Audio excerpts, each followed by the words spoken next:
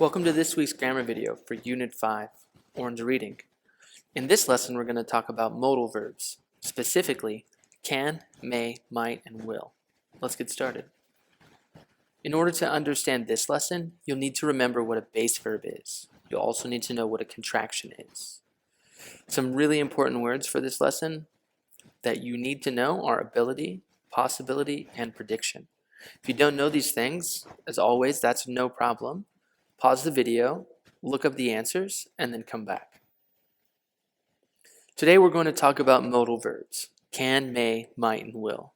We'll talk about how to use these modals, as well as the meaning of can, may, might, and will.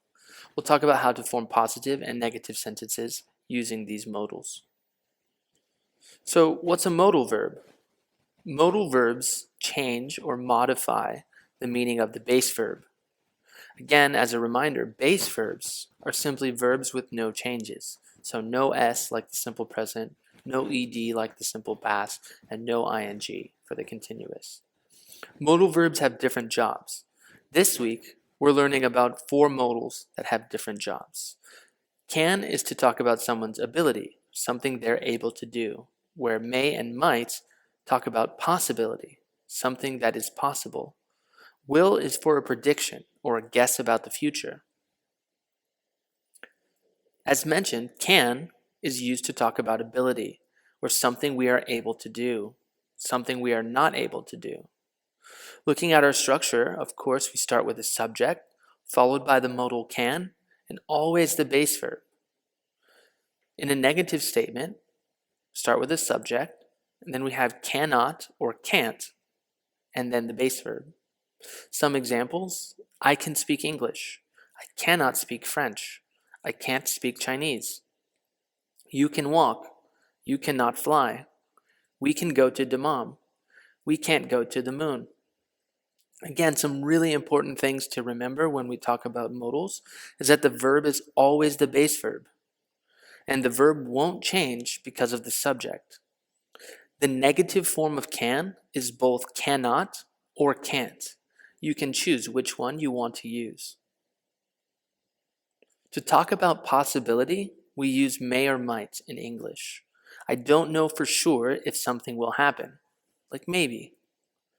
The structure, of course, we start with the subject, then the modal may or might, followed by the base verb. Again, we use may or might both to talk about something that might or might not happen. Some examples: I may be late to class tomorrow, or I might be late to class tomorrow. These statements mean exactly the same thing. There's a possibility I will be late. It may rain next week. It might rain next week.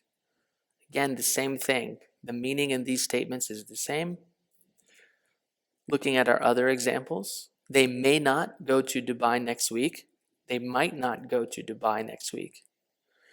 Again, here we have the negative, so we have may not and might not, followed by the base verb. He may not have a phobia. He might not have a phobia. Take a moment, pause the video, have a look at the sentence structures for both positive and negative statements using may and might, may not and might not. In a positive statement, for example, I may pass the test.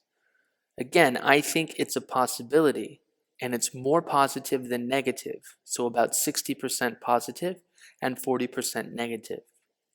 When I say I may not pass the test, this is more negative. I think the possibility is more negative than it is positive. Finally, we have the modal will. Will is used to talk about something you will predict about the future, or a guess. In this unit, we're talking about predictions that are 100% true. Following the structure, we have subject, then will, and the base verb. To make a negative sentence, we simply start with the subject, state will not, and then the base verb. As you remember from contractions, we can also write this negative statement as subject plus won't, followed by the base verb. Again, the prediction is 100% that it's not going to happen. Some examples using will: I will pass the test. It will rain tomorrow. We will be happy on your birthday. They will eat at Fridays. Some examples using won't. I won't fail the test. It won't be sunny tomorrow. You will not be sad on your birthday. They won't eat at Herfy. So just to recap, again, we have some really important things to remember about modals. We have both positive uses for modals and the negative uses. It's important to remember that wilt and mayn't are not real words. If you see these on an exam, they're not correct. They're wrong answers. Mightn't is a word, but most people today don't use it in English. It's much better to say, it might not. And the most important thing to remember, after a modal verb, use a base verb. Don't forget this. This will be so important. Now, let's take a practice quiz. As always, pause the video and select your answers, then hit the play button so we can talk about your answers. Welcome back. Let's check your answers. Question 1. She blank speak Arabic and English because she is very smart and studied for many years. Again, in this sentence, we're talking about someone's ability, so we need the modal can. C is the correct answer.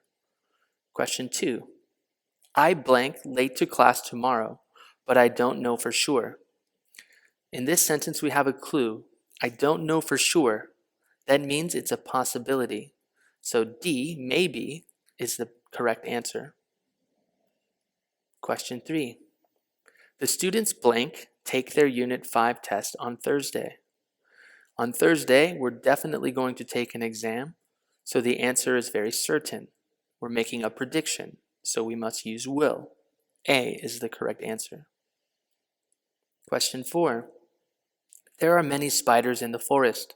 I blank to the forest because I have a phobia of spiders.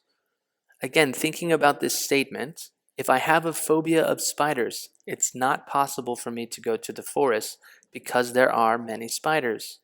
Therefore, we need the negative of the ability modal, can't, followed by the base verb, A, can't go. Question 5. Mohammed blank failed the test because he is very smart and always gets a high score. Again, we have some clues in the sentence. If Mohammed is very smart and always gets a high score, I don't think he will fail. Therefore, B, won't, is the correct answer. Question 6. He always cancels plans when we will be with a lot of friends. He blank a phobia of big groups of people. Here we have a clue, cancels plans. I think it's possible he has a phobia of big groups. Therefore, we need to use the modal of possibility, may or might. For our answer choices, we have to remember that following the modal of possibility, we need the base verb. So B is the correct answer. That's it for this lesson. As always, I hope you thought it was useful. Class dismissed.